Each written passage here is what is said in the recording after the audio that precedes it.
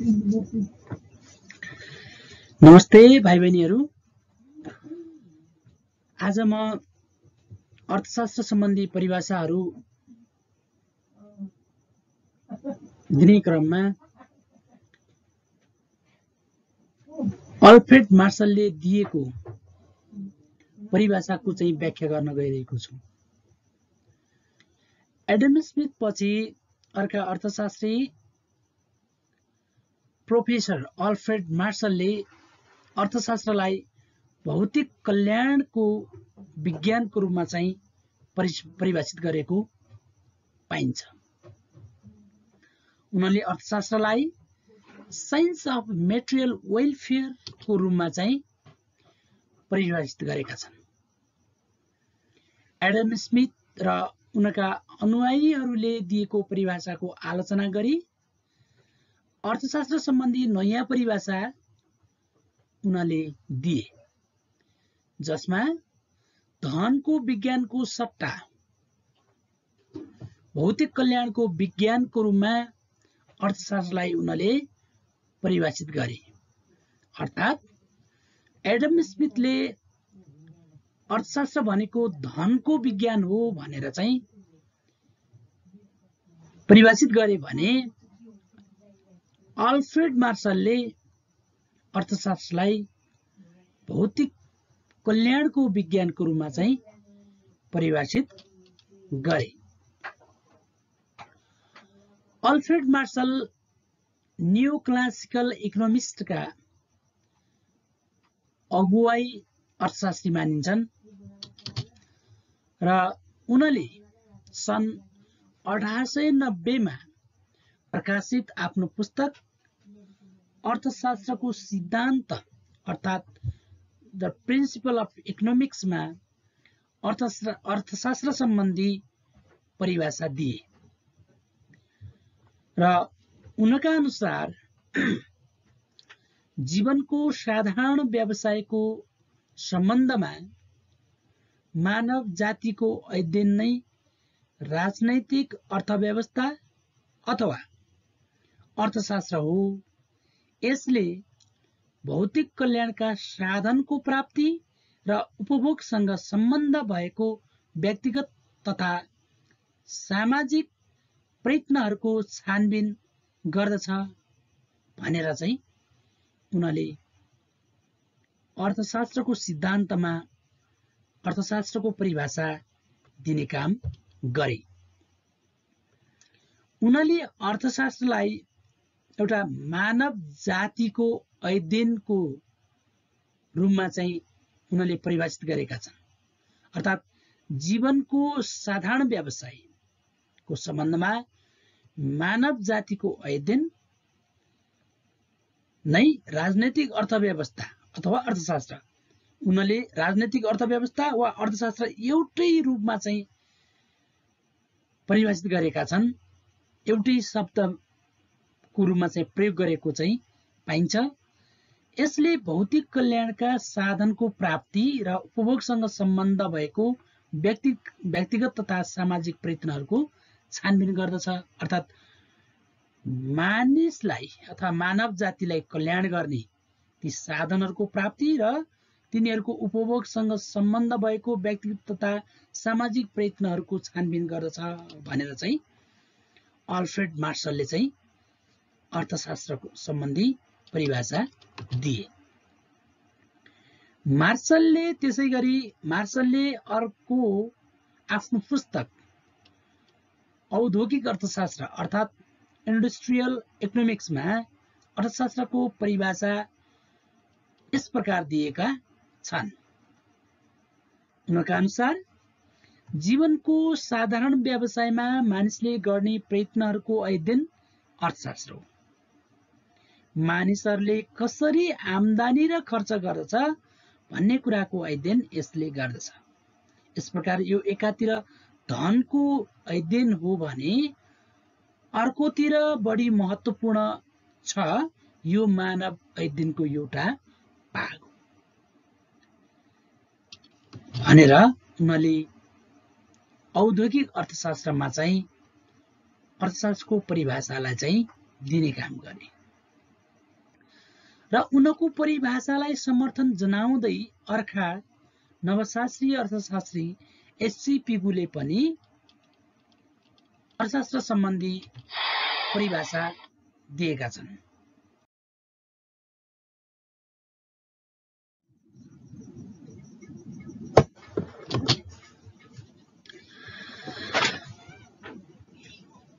Alfred मार्शलले दिएको परिभाषाहरूको आधारमा उनको परिभाषाका चाहिँ विशेषताहरू हामीले बुदागत रूपमा चाहिँ प्रस्तुत गर्न सक्दछौँ र अल्फ्रेड मार्शलले दिएको परिभाषाको विशेषताहरू हामीले निम्न बुदागत रूपमा चाहिँ प्रस्तुत गर्न सक्दछौँ। पहिलो नम्बरमा अर्थशास्त्रको प्रमुख विषय, दोस्रो नम्बरमा छ सामान्य तथा सामाजिक मानिसको अध्ययन, चौथो नम्बरमा छ भौतिक कल्याणको अध्ययन, चौथो नम्बरमा छ सामाजिक विज्ञान, पाँचौं नम्बरमा छ आदर्श विज्ञान। यसरी मार्शलको परिभाषालाई हामीले बुदागत रूपमा प्रस्तुत गर्दा अर्थशास्त्रको प्रमुख विषय के हो त? उनले आफ्नो परिभाषामा मानिस र उसको भौतिक कल्याण चाहिँ अर्थशास्त्रको प्रमुख विषय हुन् भनेर उनले भनेको पाइन्छ। अर्थात् एडम स्मिथले अर्थशास्त्रलाई धनको अध्ययन, धनको विज्ञानको रूपमा चाहिँ परिभाषित गरेको हुँदा अल्फ्रेड मार्शलले एडम स्मिथको परिभाषालाई आलोचना गर्दै उनको परिभाषामा भएका कमजोरीलाई दर्शाउँदै उनले अर्थशास्त्र धनको अध्ययन नभएर मानिस र उसको भौतिक कल्याणको चाहिँ अध्ययन गर्दछ भनेर चाहिँ अर्थशास्त्रको प्रमुख विषय मानेको पाइन्छ। अर्थात् अल्फ्रेड मार्शलले भौतिक कल्याणलाई पहिलो प्राथमिकता तथा मानिसको अध्ययनलाई चाहिँ पहिलो प्राथमिकतामा चाहिँ राखेका छन्। र दोस्रो विशेषता हो सामान्य तथा सामाजिक मानिसको अध्ययन। अर्थशास्त्र सामाजिक शास्त्र भएकोले अर्थशास्त्रले केवल समाजमा बस्ने मानिसको मात्र अध्ययन गर्दछ, समाजभन्दा बाहिर बस्ने साधु सन्तको अध्ययन गर्दैन भन्ने चाहिँ अल्फ्रेड मार्शलले भनेका छन्। अर्थात् केवल समाजमा बस्ने मानिसहरू र समाजभन्दा बाहिर बस्ने रबिन र क्रुसो जस्ता व्यक्तिहरूको चाहिँ अध्ययन अर्थशास्त्रले गर्दैन, अर्थात् अर्थशास्त्रको अध्ययनभित्र पर्दैन भनेर चाहिँ उनको परिभाषाले जोड दिएको पाइन्छ। त्यस्तै अर्को तेस्रो विशेषता छ भौतिक कल्याणको अध्ययन। अर्थशास्त्रले उनले धनको अध्ययन नभनेर भौतिक कल्याणको अध्ययन भनेर चाहिँ आफ्नो परिभाषामा चाहिँ मुख्य अध्ययनको केन्द्र बनाएका छन्। अर्थशास्त्रले मानव कल्याणको अध्ययन गर्दछ।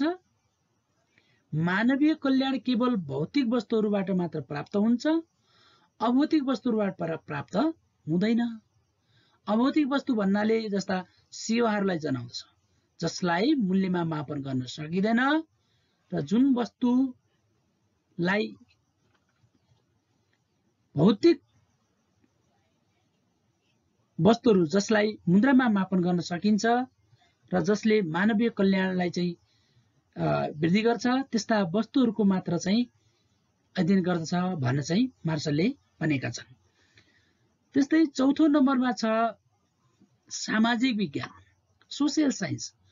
अर्थशास्त्र एउटा सामाजिक विज्ञान हो र जसले समाजमा बस्ने मानिसहरूको आर्थिक क्रियाकलापहरूको अध्ययन गर्दछ र समाजभन्दा बाहिर गएर बस्ने साधु सन्तहरूको यसले अध्ययन गर्दैन भनेर चाहिँ भनेको छ।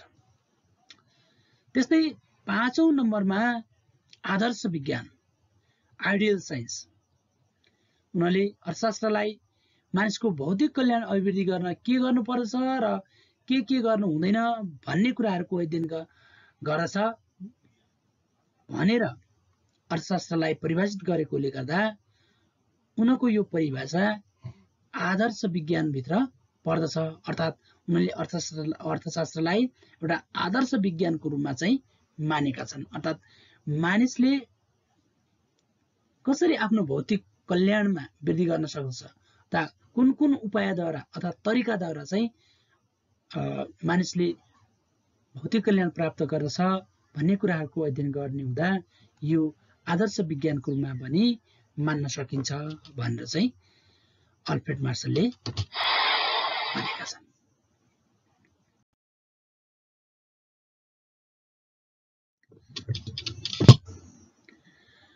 अब यसरी अल्फ्रेड मार्सलको परिभाषालाई हामीले बुझागत रूपमा उनका परिभाषाहरूको विशेषताहरूको व्याख्या गर्यौं र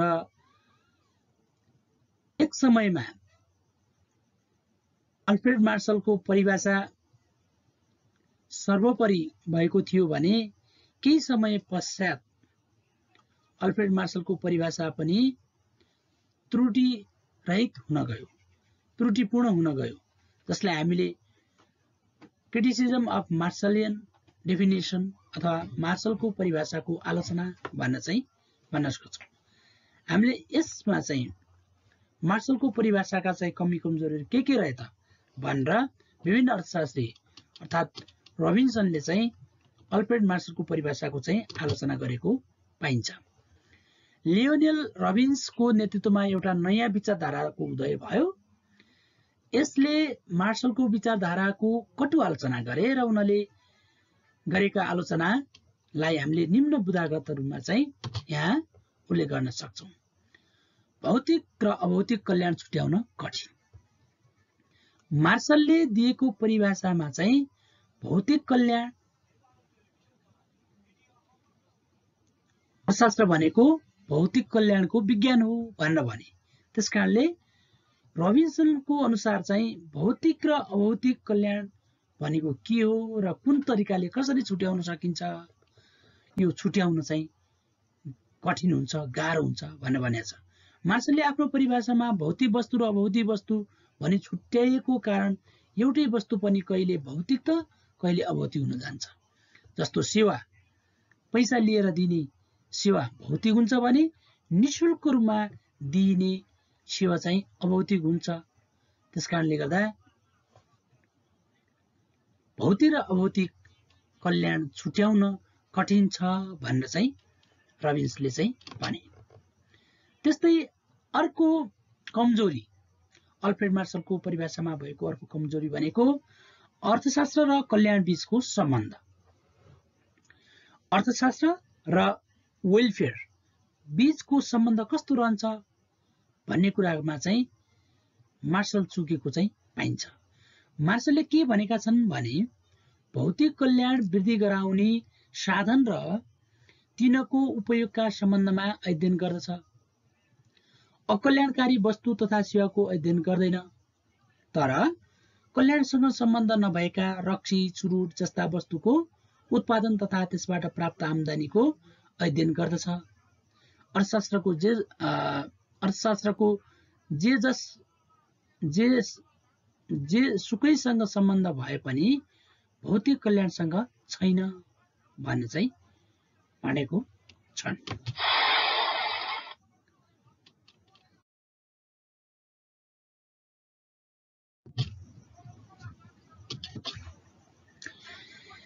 उनका परिभाषाको चाहिँ आलोचनाहरू। कल्याण परिमाणात्मक रूपमा नाप्न सकिँदैन।